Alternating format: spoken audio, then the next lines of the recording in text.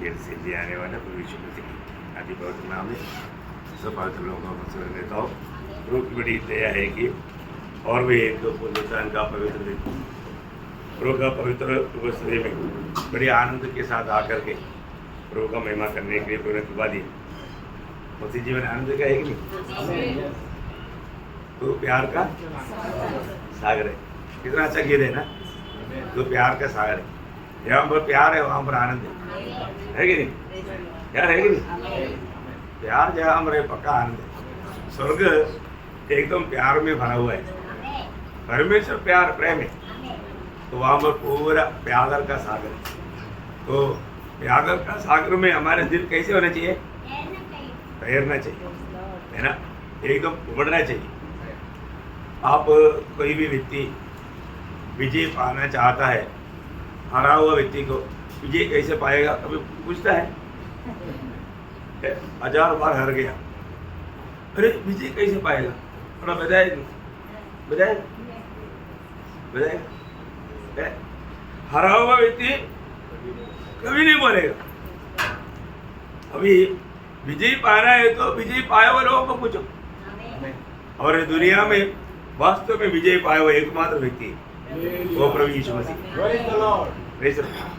एक जो विजय कहना है तो यीशु मसीह कभी भी कहीं भी हरा नहीं। हर क्या है हमारे यीशु मसीह को मालूम नहीं। हर क्या है यीशु मसीह को मालूम नहीं। विजय पाने का रहस्य पूछेगा तो प्रभु बताएगा।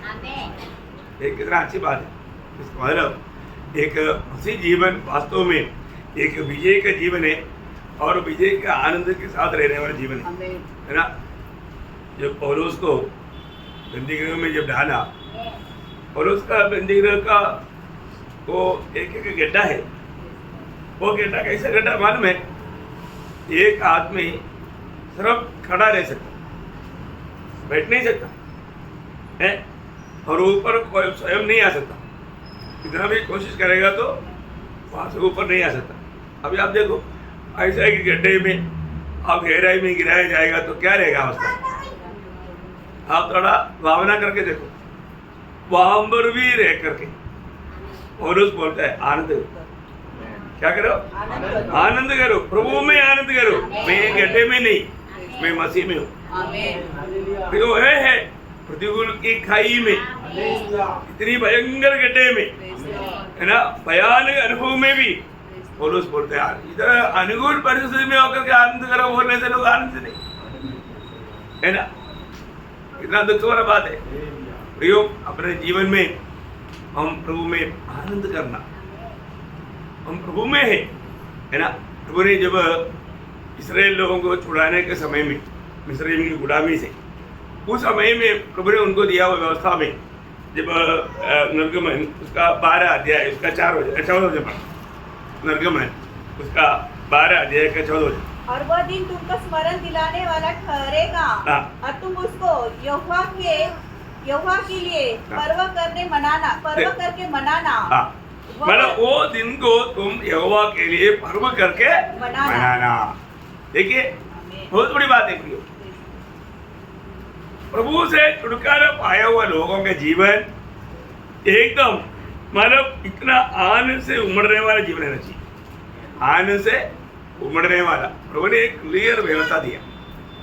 वो लोगों ने प्रभु ने कहा हुआ वचन के अनुसार वो लोग सभी घरों में एक एक मेमना को मानव उन्होंने बलि किया और मानव उन लोग प्रभु का वचन के अनुसार तैयारी में रहा है। लेकिन हम देखते हैं कि प्रभु ने कैसे उनको गुलामी से छुड़ाया अपनी, कितना अद्भुत प्रकार, है ना। वो लहू उनका दरवाजे पर लगाया गया। उस घर में मतलब संहार दूध नहीं आया, प्रभु ने उनको छुड़ाया। तो सबसे बड़ी बात है कि हमारे जीवन में जब हम प्रभु की उपस्थिति में आता है तो कैसे आता है? किस प्रकार आता है? प्रभु की आराधना हम किस प्रकार करते हैं? प्रभु यीशु मसीह वादा होने से पहले ही प्रभु की आराधना का व्यवस्था दी है ना। लूका का सुसमाचार उसका 22 अध्याय उसका 19-20 वचन। लूका 22 अध्याय का 19-20 फिर उसने रोटी ली हाँ। और धन्यवाद करके तोड़ी हाँ। और उसको यह कहते हुए दी, हाँ। यह मेरी देह है हाँ। जो तुम्हारे लिए दी जाती है, हाँ। मेरे स्मरण के लिए यही किया करो। हाँ। इसी रीति से उसने भोजन के बाद कटोरा भी यह कहते हुए दिया, हाँ। यह कटोरा मेरे लहू में हाँ। जो तुम्हारे लिए बहाया जाता है हाँ। नई वाचा है। हाँ। तो अभी यहाँ पर हम प्रभु की महिमा आराधना प्रभु आने तक किस रीति में करना है उसका बारे में प्रभु यीशु मसीह अपना मृत्यु से पहले ही बोला है ना।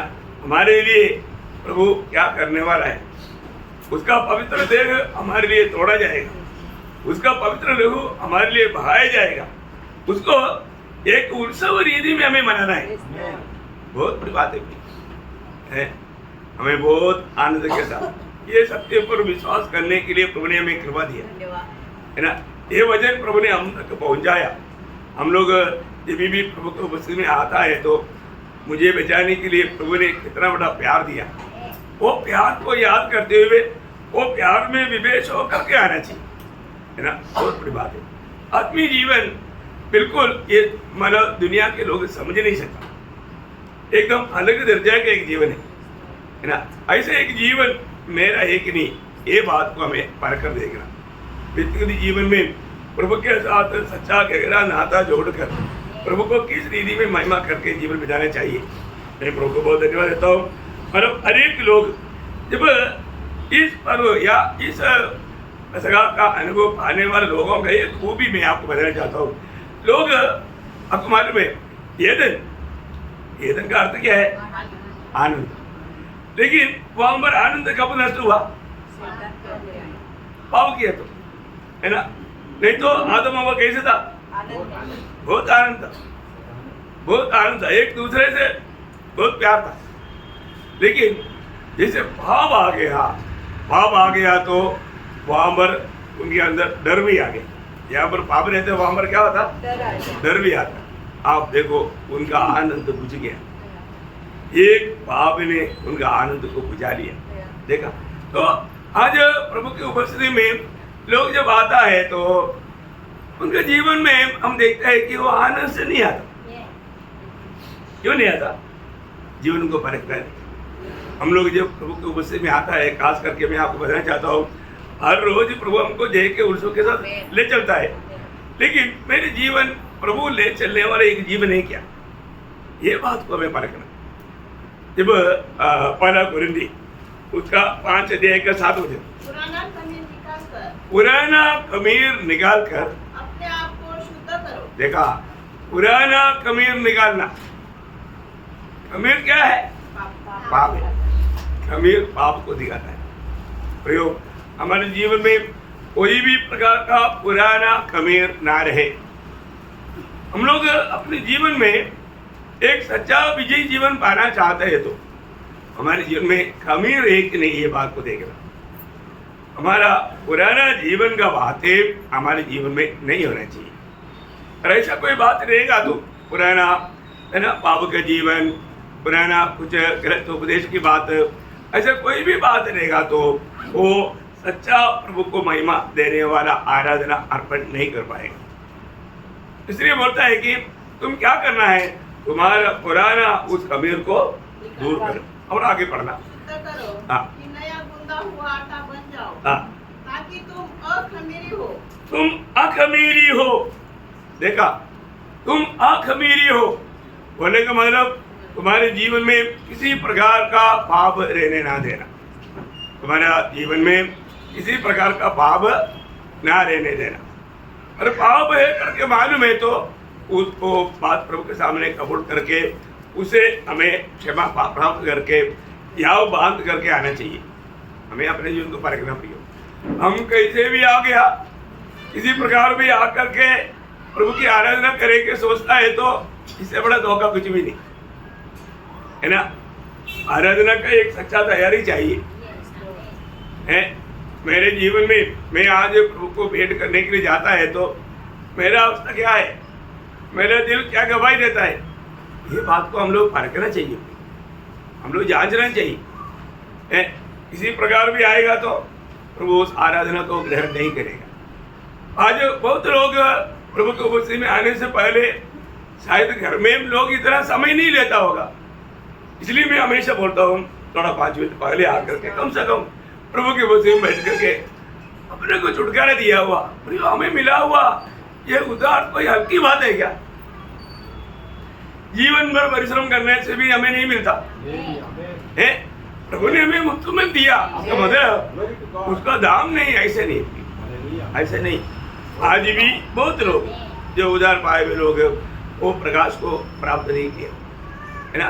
मानो प्रभु ने मुझे कैसे अवस्था से मुझको बचाया है ना, वो बात को अगर याद करेगा तो जरूर वो प्रभु से आभारी हो जाएगा है ना। आज के दिन में कितने लोगों ने सवेरे उठने के बाद में प्रभु आपकी सच्चा आराधना करने के लिए मुझे एक सच्चा आराधक आपने बनाया, ऐसा कितने लोग बोल पाएगा?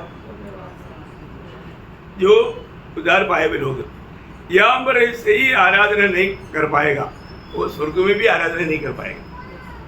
नया यरूशलेम में भी इधर वो आराधना का एक रिहर्सल जैसे समझो है ना।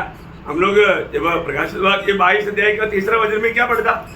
प्रकटीकरण 22 का 3 फिर शाप न होगा हाँ। और परमेश्वर और मेमने का सिंहासन उस नगर में होगा हाँ। और उसके दास उसकी सेवा करेंगे। हाँ, वो जो सेवा करेंगे वहां पर आराधना करेंगे है। आप लोग सेवा करने का अर्थ थोड़ा अलग हो जाता है ना, आराधना करेंगे है ना। तो यहाँ पर जो आराधना करेगा वही लोग वहां पर भी आराधना करेगा, ये बहुत अनमोल बात है ना। आज हमारे जीवन में मैं प्रभु का एक सच्चा आराधक है क्या? यहाँ पर मैं प्रभु को, आपको सबको मालूम है, प्रभु ढूंढने वाला आराधक को भी यीशु मसीह ने स्वयं बताया है ना। जब यूहन्ना का समाचार 4 अध्याय का 23-24 वचन, परंतु वह समय आता है वरन अब भी है जिसमें सच्चे भक्त पिता की आराधना आत्मा और सच्चाई से करेंगे, क्योंकि पिता अपने लिए ऐसे ही आराधकों को ढूंढता है। परमेश्वर आत्मा है और अवश्य है कि उसकी आराधना करने वाले आत्मा और सच्चाई से आराधना करें। देखा, उसकी आराधना करने वाला कैसे आराधना करना? आत्मा और सच्चाई से आराधना करना। प्रियो, आज हमारी आराधना आत्मा और सच्चाई से है कि नहीं, ये जानना बहुत जरूरी बात है। और हम आत्मा और सच्चाई से आराधना नहीं करेगा, प्रभु उस आराधना में प्रसन्न नहीं रहेगा, प्रभु उस आराधना को ग्रहण नहीं करेगा। अपनी आराधना कैसा है, ये बात को हमें जानना चाहिए। जब इस्राएल को जब व्यवस्था दिया तो उन लोग स्मरण करने वाला कुछ बात था, मैं आपको याद दिलाता हूँ। पहली बात, प्रभु के साथ का एक सच्चा भक्ति करने वाला भक्त का जीवन कैसे होना चाहिए, उसका कुछ विधियां प्रभु ने उनको दिया। उससे बढ़कर है जब नया नियम की भक्त के लिए, ऐसे है तो पुराने नियम का भक्त कभी तुलना में नहीं आया। तो अभी यीशु मसीह ने मत्ती 5:20 में यीशु मसीह ने बोला, यदि तुम्हारा धार्मिकता शास्त्री और फरीसियों की आराधना से बढ़कर नहीं रहेगा तो स्वर्गराज में प्रवेश नहीं करेगा। सही बात है। ऐसा है तो उनकी आराधना से भी गजब गुजरा रहेगा तो क्या रहेगा? एक तुलना के लिए वो बात बताया है।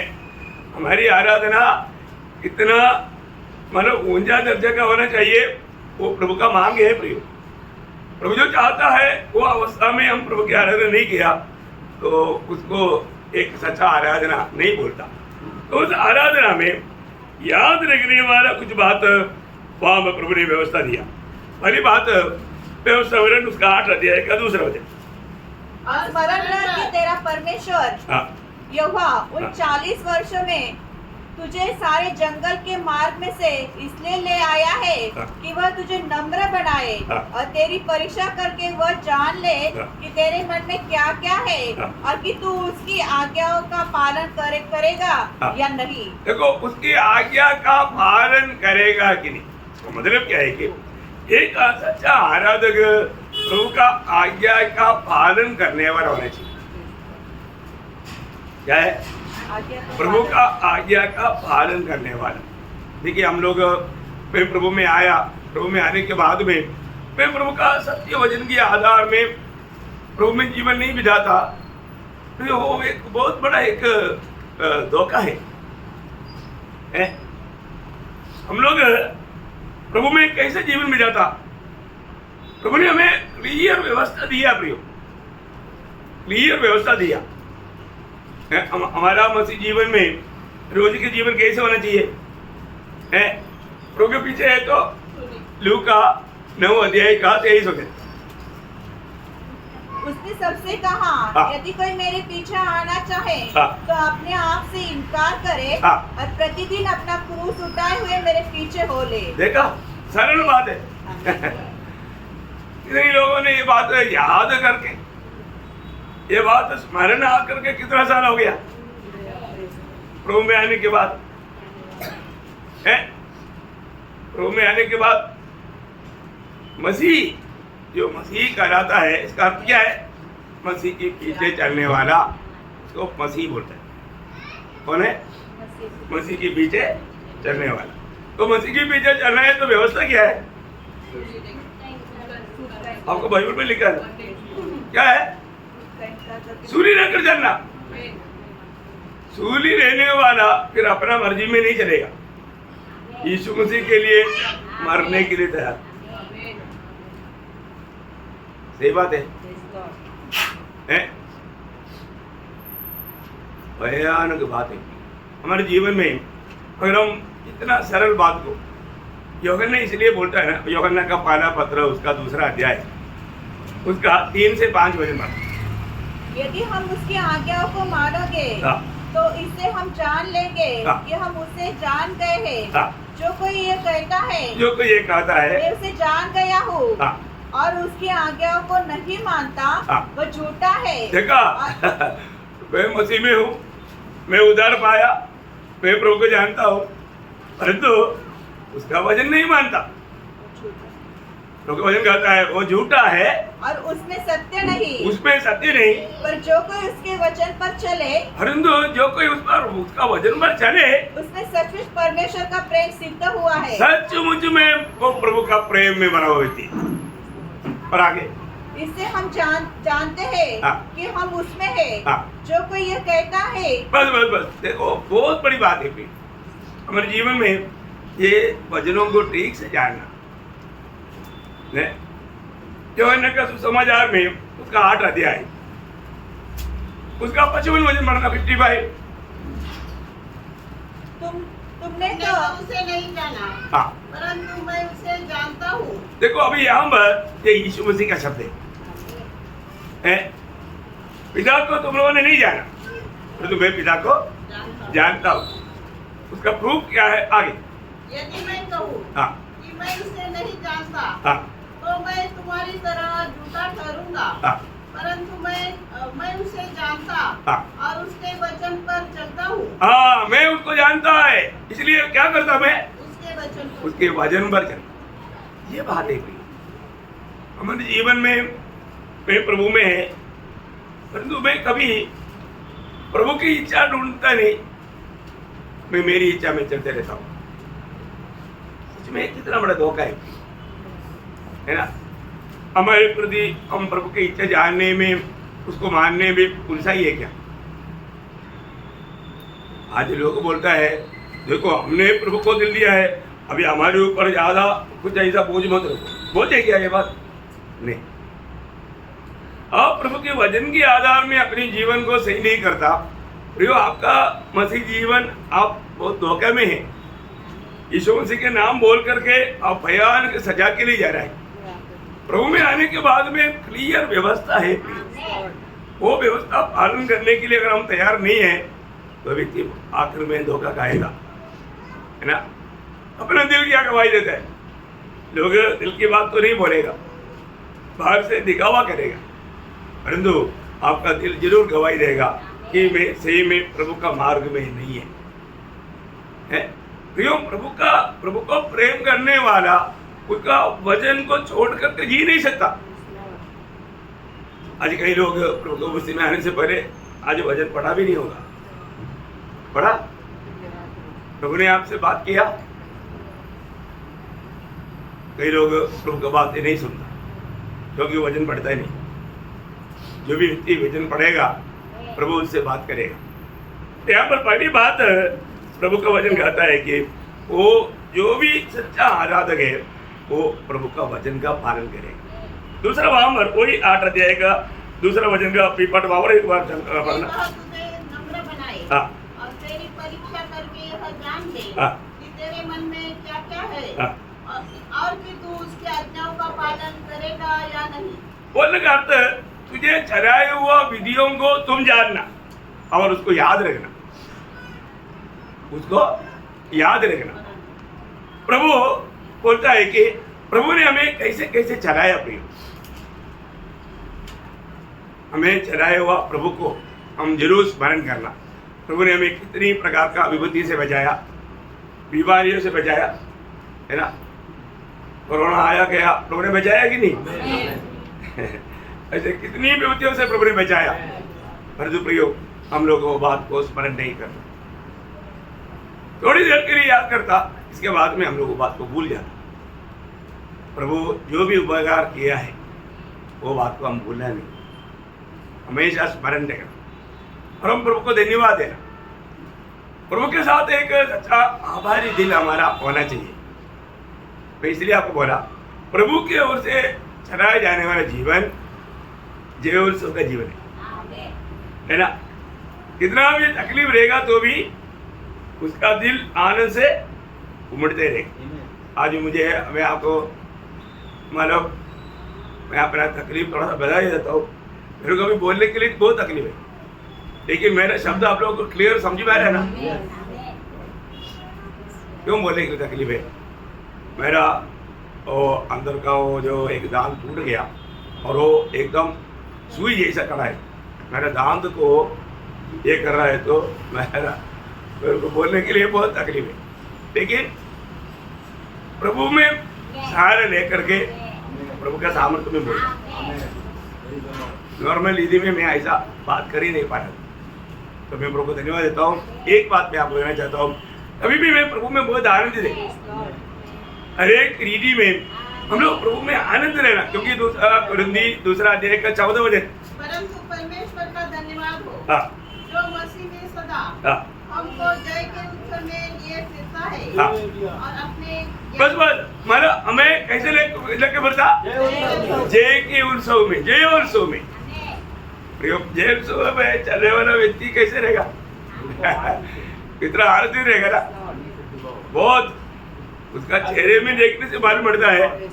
जरूर मैं आपको बताया ना, मेरा छोटी बहन वो कैंसर में इतना पीड़ित था, लेकिन उसको ट्रीटमेंट करने वाला डॉक्टर लोग बोलता है, इसी हम नहीं मान सकता आपको इतना तकलीफ है। और वो लोग मालूम है ये कितना भयानक वेदना के अंदर है, लेकिन उसका चेहरा हमेशा चमकता था। तो ये एक बहुत बड़ा गवाही था, है ना। उस वेदना में भी प्रभु में मगन देने वाला अनुभव कितना बड़ी बात है ना, है। और रोज उसके जीवन में एक कांटा था, है, उसको गुस्सा मारता था, लेकिन वो उससे असहनीय होकर के प्रभु से विनती किया, तो भी प्रभु बोला मेरा अनुग्रह तेरे लिए काफी है। तो वो विनती करने से पहले भी आनंदित था, ये बात सुनने से डबल आनंदित हो गया क्योंकि मुझे प्रभु का अनुग्रह मेरे साथ है। हम उदार पाए हुए लोगों के साथ प्रभु का अनुग्रह है ना। इसलिए आपको बताया हमारे साथ वो प्रभु है। अगर प्रभु हम दुखी निराश रहेगा तो प्रभु पूछेगा क्यों दुखी है तू? तो मेरी वाणी नहीं सुन रहा है, मुझ पर तुझे भरोसा नहीं। प्रभु नहीं चाहता, प्रभु आनंद में हमें पाना चाहता। कोई भी माँ बाप अपने बच्चे लोग दुखी रहना चाहता है? नहीं। ऐसा है तो हमारे स्वर्गीय पिता भी हमारे जीवन में हम दुखी निराश पाने के लिए नहीं चाहते। तो इसके लिए प्रभु का वचन कहता है तुम्हें कैसे चलाया तुम्हें याद रखना। तीसरी बात मतलब उसका 5 वचन पढ़ना, व्यवस्था वचन 8 का 5। फिर अपने मन में यह तो विचार कर कि जैसा कोई अपने बेटे को ताड़ना देता है, मतलब विचार करना मतलब ध्यान करना। मतलब यहाँ पर का विषय क्या है? हमारा जीवन में हमें प्रभु पर ध्यान करना। मेरा प्रभु कैसा है? हर दिन हम लोग कितना टाइम हम प्रभु पर ध्यान देता है क्या? प्रभु के प्रति, प्रभु को जानने के प्रति हम कितना समय बिताता, हमारा ध्यान क्या है? प्रभु की उपस्थिति में बैठने पर तक लोगों का ध्यान प्रभु में नहीं। कितना दुख लगता है ना।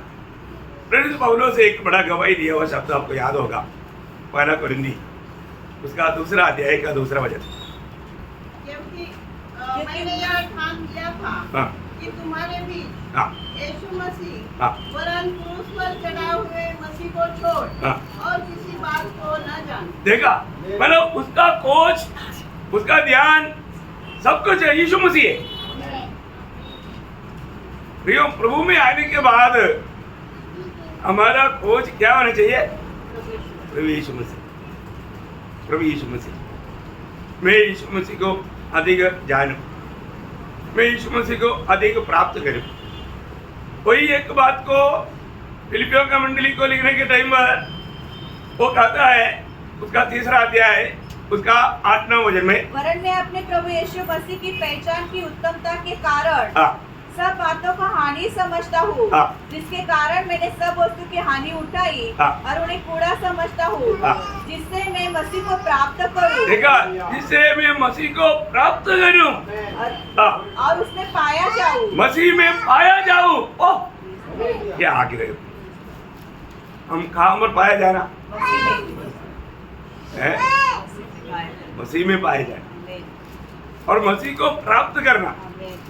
हमें रोज रोज मैं कांत मसीह को प्राप्त कर पाता, ये बात को जानना, ये बात को जानना। मैं कल से बढ़ करके आज मैं मसीह को प्राप्त कर पा रहे कि नहीं? भैया, हम सभी लोग यीशु मसीह के जैसा बनना पिता की इच्छा है, इसलिए रोज हमें मसीह को प्राप्त करना है। हमारे कितने लोग दिल में अपना इच्छा प्रभु को बजाएगा, तो जैसे आसाब ने कहा 73 का 25 में, आपको याद होगा, याद दिलाता है 73 का 25 में आसाब ने क्या बोला? स्वर्ग में तेरा और कौन है? स्वर्ग में तेरे सिवा और कौन है? तेरे संग रहते हुए, तेरे संग रहते हुए मैं पृथ्वी पर और कुछ नहीं चाहता। देखा, पृथ्वी पर ओ प्रभु मैं सिर्फ तुझको ही चाहता। कितना अनोखा एक प्यास है, हमारे अंदर वो प्यास है क्या? प्रभु मैं सिर्फ तुझको ही चाहता।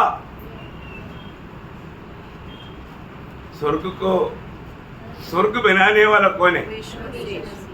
यीशु मसीह का उपस्थिति है। क्या है? यीशु मसीह का उपस्थिति है। तो उसका मतलब हम लोगों के दिल में कौन है? यीशु मसीह है ना। फिर अंदर क्या होना चाहिए? वो स्वर्गीय आनंद होना चाहिए, स्वर्ग का। इसलिए एफेसियों 2:7 में क्या लिखा? हमें जिलाकर मसीह के साथ स्वर्गीय स्थानों में बैठाया, हमें प्रभु के साथ बैठाया। ये अनोखा अनुभव हमारा है। एक उदार पाए हुआ भक्त के जीवन में ऐसा एक अनोखा अनुभव है। वो अनुभव आज मेरा है कि नहीं, ये जानना बहुत बड़ी बात है ना। हम लोग प्रभु का वचन को सही रीति में समझे और वो वचन में बना रहेगा तो आपको ये सारा अनुभव मिलेगा। बहुत ही अद्भुत बात है ना। तो और एक 4वां बात उसी अनुवाद 8 अध्याय का 10 वचन। और तू पेट भर खाएगा हाँ। और उस उत्तम देश के कारण हाँ। जो तेरा परमेश्वर यहोवा तुझे देगा हाँ।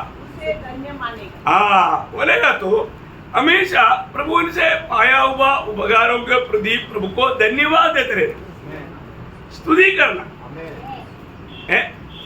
हम लोग प्रभु को स्तुति करता है क्या? कितनी बातों के लिए स्तुति करता? आज के दिन में हमने कितना स्तुति किया है, ये परखना चाहिए। हम लोग प्रभु को अधिक स्तुति करना, हर एक उपकार को याद करके प्रभु को धन्यवाद देना। प्रियो, आज के दिन सुबह कौन जगह है? क्योंकि कल सोए में से कितने लोग आज सुबह उठ नहीं पाया? वो घर में क्या हुआ? दुख आया, वेदना आया, लोग रोने लगा, है ना। प्रियो, हम लोग कभी नहीं जानता हमें दुनिया से किस रीति में जाएगा। समझता है क्या? नहीं समझते हैं। हम लोग कभी भी हम सोचते नहीं ऐसा मार्ग में होकर के हम दुनिया से जाएगा।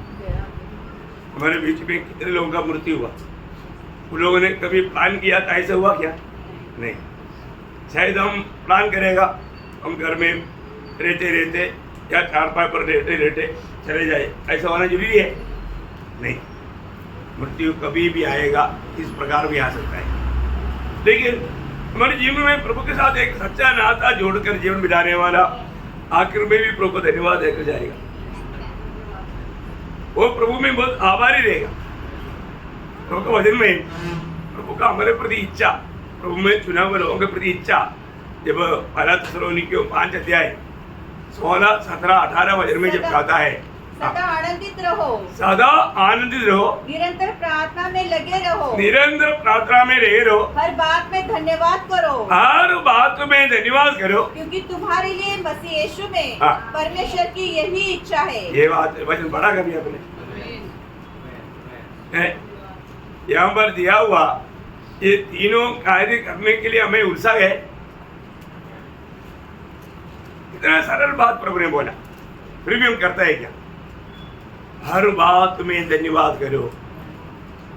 प्रियो, आज के दिन हमको प्रभु ने संगति दिया, उसके लिए हम कितना धन्यवाद देना चाहिए, है ना? इतनी जगह पर इतना भयंकर अवस्था है, कभी भी हालत बिगड़ सकता है। प्रियो, अब हमारे में उक्रेन में इंडिया से भी कितना स्टूडेंट पढ़ने के लिए जाता था ना। अभी उक्रेन के लोगों को भी पढ़ना नहीं होता, विदेश के लोगों के बात दूर रह गया, है ना? कहाँ गया पढ़ाई, है ना? वो उधर लोग बोलता है हमने 30 साल 40 साल मेहनत करके बनाया हुआ हमारा सब एक क्षण में नष्ट हो गया। देखो प्रियो, प्रभु का अनुग्रह है, हम सही सलामत प्रभु ने दिया हुआ घरों में हम रहता है। ये बिगड़ने के लिए कोई टाइम नहीं लगता प्रियो। कभी भी कहीं भी कुछ भी हो सकता है। प्रभु का अनुग्रह प्रभु हमको बचा करके ये अनुभव में ले चल रहा है ना? उधर का लोग कभी सोचा नहीं है, लेकिन कैसा भी होती आया। ऐसा सिर्फ उधर का नहीं, बहुत देशों में ऐसा है ना? पिछले दिन में मैं न्यूज़ सुन रहा था, अब केरला में एक व्यक्ति गवाही दे रहा था, मैं 30 साल अरब देश में जाकर के कमा कर लाया, वो एक ही दिन का बारिश में बह गया। एक ही दिन का बारिश में 3 साल का मेहनत बह गया, सब बर्बाद हो गया, घर टूट गया, नष्ट हो गया, पानी लेकर। क्या बोला? वो रो रहा है, मेरे को भी रोना आया उसका देख करके। उनका इतना दुखदायक वो न्यूज़ का वालों को दे रहा था कि भाई सुनने वाला मेरा दिल इतना टूट गया, है ना? आप सोचो, ऐसा बहुत से लोग हैं प्रियो, हम कभी सोचते नहीं ऐसे बातों में, ऐसा कुछ बाधा आ गया तो रोते ही रहेगा, लेकिन इसे कौन बचाता? प्रभु बचाता। अब प्रभु को कितना धन्यवाद देना चाहिए, है ना? इसलिए है ना, एफेसियों का पत्री में लिखा है 5 अध्याय के 20 वचन, और सदा सब बातों के लिए सब बातों के लिए हमारे प्रभु यीशु मसीह के नाम से परमेश्वर पिता का धन्यवाद करते रहो। सदा सर्वदा परमेश्वर पिता का धन्यवाद करते रहना प्रियो। ऐसा करते रहने वाला क्या करता मालूम है? प्रभु की आराधना करता है ना। जब 50 वचन संहिता उसका 23 धन्यवाद के बलिदान का चढ़ाने वाला हाँ मेरी महिमा करता है। देखा, प्रभु का महिमा करता। इसका मतलब जो ये धन्यवाद नहीं देता वो प्रभु का महिमा नहीं करता, प्रभु का महिमा नहीं करता। तो ये बहुत बड़ी चेतावनी की बात है ना, है? हम लोग प्रभु का महिमा कर पा रहे हैं, है ना? एक धन्यवाद भेंट हमारा अपने होठों से कहना, वो प्रभु को कितना ग्रहणीय योग्य मालूम है? एक शब्द में आपको बताता हूँ, बहुत अच्छा वचन है, आप लोगों का ध्यान देना और धन्यवाद का महत्व जानना, उसका प्रभु का दृष्टि में मूल्य जानना। जब 69 का 30-31 वचन पढ़ना। मैं गीत गाकर तेरे नाम की स्तुति करूंगा। हाँ, और धन्यवाद करता हुआ हाँ तेरी बड़ाई करूंगा। हाँ यह यहोवा को बैल से अधिक वरन सिंह और खुर वाले बैल से भी अधिक हाँ। आएगा। वाह, कितना बड़ी बात। प्रभु को वो इतना भाएगा प्रिय, हमने ये बात को जानना है ना अपने जीवन में। मैं आपको ये बात बताना चाहता हूँ और एक बात बोल करके मैं जल्दी कदम करूँगा, समय ज्यादा हो रहा है। तो मतलब उसी 8 अध्याय का 13 वचन। फिर मूसा ने हारून के पुत्रों को समीप ले आकर हाँ। अंगरखे पहनाकर हाँ। कटिबंध बांध के उनके सिर पर टोपी रख दी, जिस प्रकार यहोवा ने नहीं अनुवाद 8 अध्याय का 13 वचन। और मैंने कुछ गलत बोला होगा। और तेरी गाय बैलों हाँ और भेड़ बकरियों की बढ़ती हो हाँ और तेरा सोना चांदी हाँ और तेरा सब प्रकार का धन बढ़ जाए। हाँ तब तेरे मन में अहंकार समा जाए हाँ और तो अपने परमेश्वरियों को भूल जाए। हाँ प्रियो, एक बात मैं आपको बताना चाहता हूँ, कभी भी हम घमंडी नहीं बनना प्रियो, कभी भी हम घमंडी नहीं बनना। मेरे को ताकत है, मेरे को सामर्थ्य है, मैं मेरी आप मतलब उज्जवल से ये सब कमाया या जीता, ऐसा भावना कभी कभी नहीं करना प्रिय है, कभी नहीं करना। हमारे जीवन में हम कितना भी कुछ भी कमाए, सब बात प्रभु का अनुग्रह से है। हम और भी नम्र बनना प्रिय। आज आपको मालूम है हमसे भी कितना अच्छा एजुकेशन पाया और लोगों को नौकरी नहीं। सही बात है, कितने लोग एक टाइम की भोजन के लिए भीख मांग रहे हैं, लेकिन प्रभु ने हमें सब कुछ दिया है, तो ये कोई हमारा खूबी है क्या? नहीं प्रियो, अनुग्रह है ना। अपने जीवन में हमेशा प्रभु की उपस्थिति में नम्र बनते जाना। प्रभु का लोगों से मांगने वाला 3 बात आपको याद होगा। मीका नबी में लिखा है, मीका 6:8, मीका 6 अध्याय का 8 वचन। हे मनुष्य, वह तुझे बता चुका है कि क्या इच्छा क्या है, और यहोवा तुझसे इसे छोड़ और क्या चाहता है कि तू उसे न्याय से काम करे। देखा, न्याय से काम करे, अधर्म से काम करे और कृपा से प्रीति रखे। हाँ, मतलब तू दयालु बने और अपने परमेश्वर के साथ नम्रता से चले। हाँ देखा, ये 3 बात प्रभु मांगता है। और एक बार पढ़ना। हे मनुष्य, हाँ वह तुझे बता चुका है हाँ कि अच्छा क्या है, हाँ और यहोवा तुझसे इसे छोड़ हाँ और क्या चाहता है। देखा, प्रभु इसे छोड़ करके और क्या चाहता है? एक बड़ा सवाल है। कितना हल्की बात प्रभु चाहता तुमसे, प्रभु की अपेक्षा कितना हल्की बात है। हाँ कि तू न्याय से काम करे। हाँ, तू न्याय से काम करे और है, कोई ऐसा अन्याय ना करे, न्याय से काम करे। हाँ, और कृपा से प्रीति रखे करेगा तो हमेशा तू दयालु बना रहे। और हाँ, अपने परमेश्वर के साथ नम्रता से चले। नम्रता से चले। देखो, प्रभु के लोगों से प्रभु का अपेक्षा है। हमारे जीवन में हम सच्चा प्रभु का आराधक है तो हमें कैसा जीवन बिताना चाहिए। प्रियो, हम लोग एकदम अंध का अंत समय में है। आज में किसी प्रकार प्रभु का सेवा करता है, प्रभु का भक्ति करता है, ये बात को हमें परख कर जाना चाहिए। किसी प्रकार का कमी हमारे जीवन में ना रहे, कोई भी प्रकार का अहंकार है ना। आपको मालूम है, नम्रता का सीधा खिलाफ है घमंड है। हमें प्रभु में उन्नति पाने का अर्थ हमें रोज और भी हम अपने आप को नम्र और दिन करते जाना। तो मतलब हमें एकदम प्रभु का आज्ञाकारिता में बना रहना। कल मैंने आपको बताया था, प्रभु का कोई भी दास जन है, कौन है वो? प्रभु का गुलाम है। प्रभु में बुलाहट पाए हुए अनेक लोग में किसका गुलाम है, ये जानकारी रखना भी।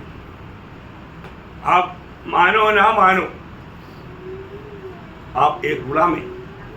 किसका गुलाम?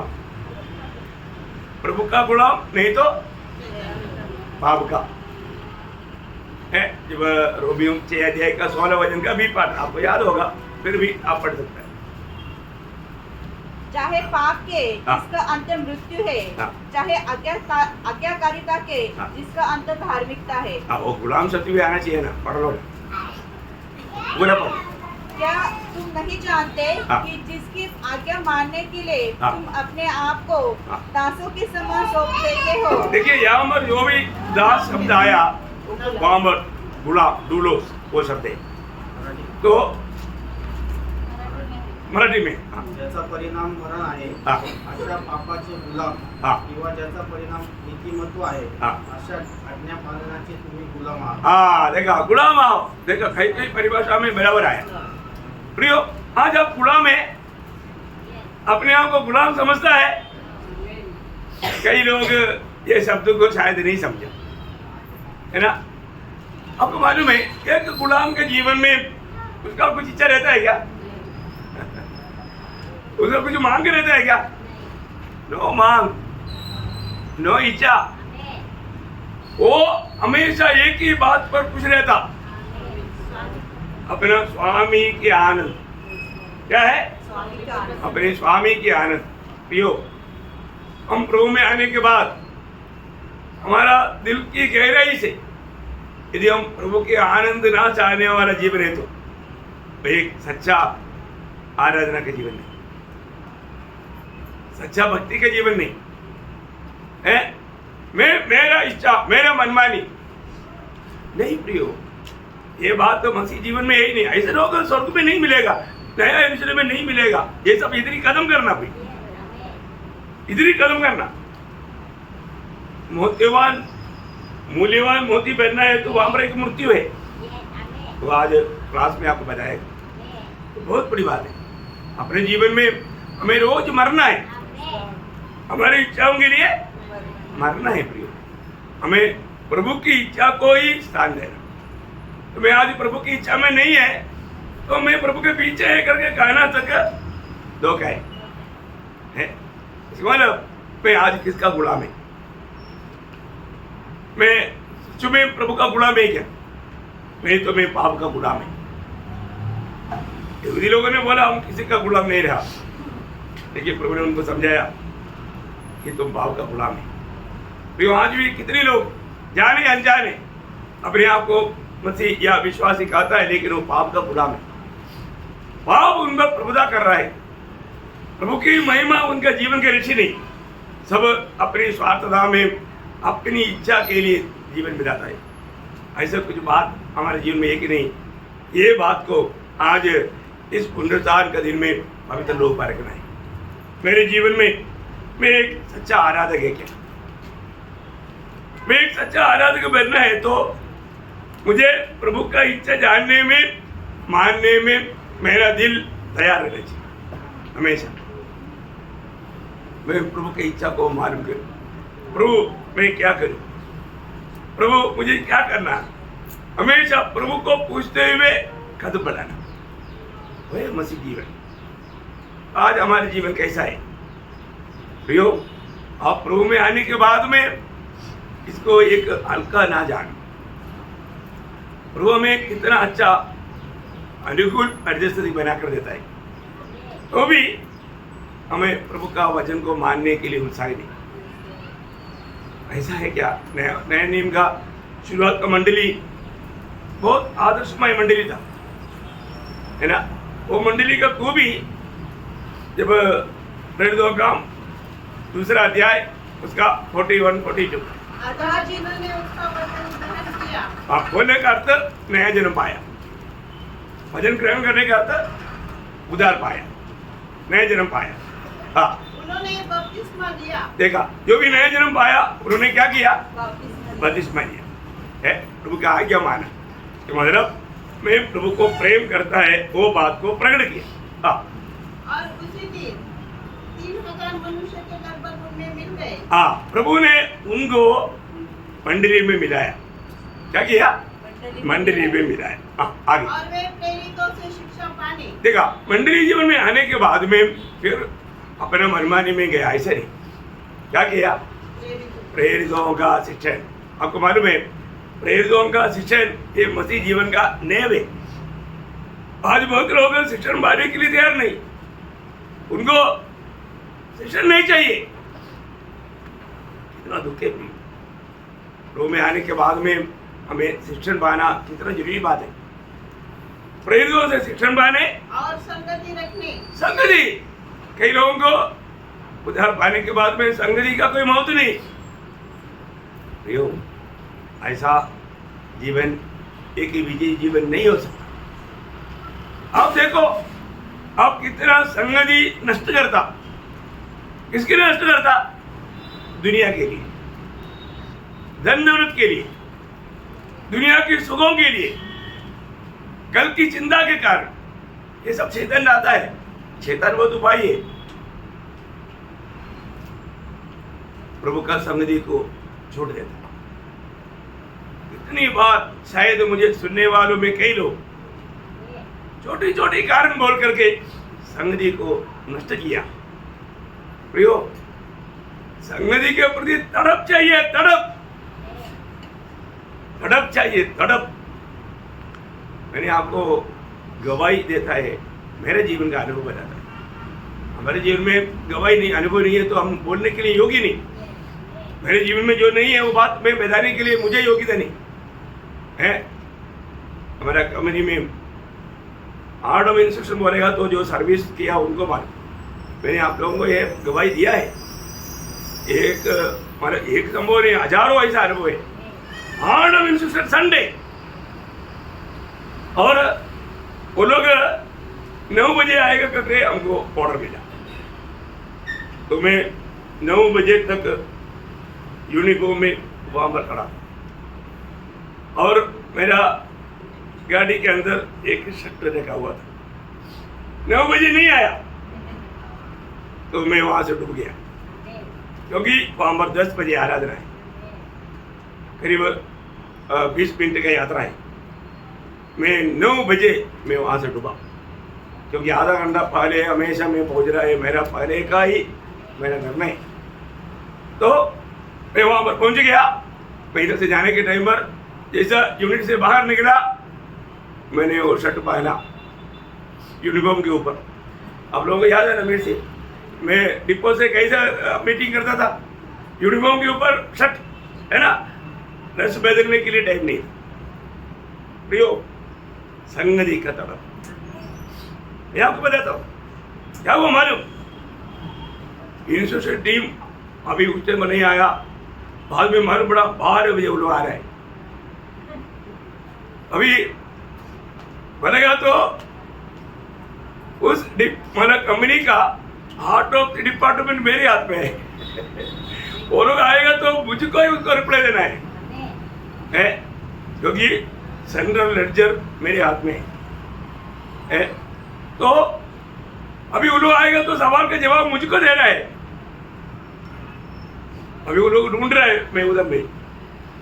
बाद में आर्मी में एक बात है, कहीं भी गया तो भी उनको इकट्ठा करने के लिए एक ही मार्ग है, फिर फायर अलार्म लगाएगा। फायर अलार्म लगाएगा तो कहीं भी है तो इकट्ठा हो जाएगा, फायर हो जाएगा। ऐसे एक बात फायर अलार्म लगाया, 100 कंपनियां फायर हो गया। फायर होने के समय में मैं वहां से आया, करेक्ट टाइम पर आया। मतलब उन लोग आने से 20 मिनट पहले मैं पहुंच गया आराधना करके। देखा है बाप रे, फिर आपको मालूम है क्या क्या मिला होगा, सब मिला। लेकिन इंस्टीट्यूशन अच्छा होने के कारण सब बुझ गया। सबसे बड़ी बात है, मैं एक बात आपको बताना चाहता हूँ, हमारा प्रभु महान है, वो विजयी है। एक शब्द हमेशा याद रहना, पहले शामिल 2:30, जो मेरा आदर करेगा मैं उसका आदर करूंगा। प्रियो, प्रभु की आदर करना सीखो, प्रभु की आदर करना सीखो। आप कभी भी लज्जित नहीं होने देगा, प्रभु आपको विजय देगा। इतनी अनुभव मैंने आपको बताया है ना।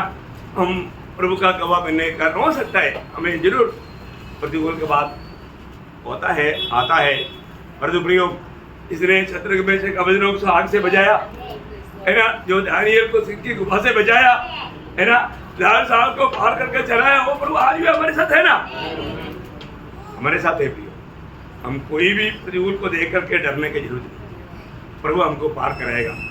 विजय हमारी ताकत से नहीं, प्रभु की ओर से। हाँ, और आगे बढ़ना है। रोटी तोड़ने, देखो प्रभु में यीशु में वो लोग शामिल रहा है, प्रभु में यीशु में शामिल रहा। और आगे और प्रार्थना करने में लवलीन रहे। ला ये हर एक बातों में लवलीन रहा। क्या मतलब? प्रेषितों से उपदेश सीखने में लवलीन रहा। प्रेष रहा, देखो संगति करने में लवलीन रहा, प्रार्थना करने में लवलीन रहा, सारे बातों में वो लोग उलझाई था। आज हमारे जीवन में वो उलझा है कि नहीं, उस उत्साह के साथ आज में प्रभु की उपस्थिति में है कि नहीं, ये बात को हमें परखना। प्रभु ये वचनों के द्वारा आप सबको बहुत आशीष दे, प्रभु को महिमा मिले। आमीन।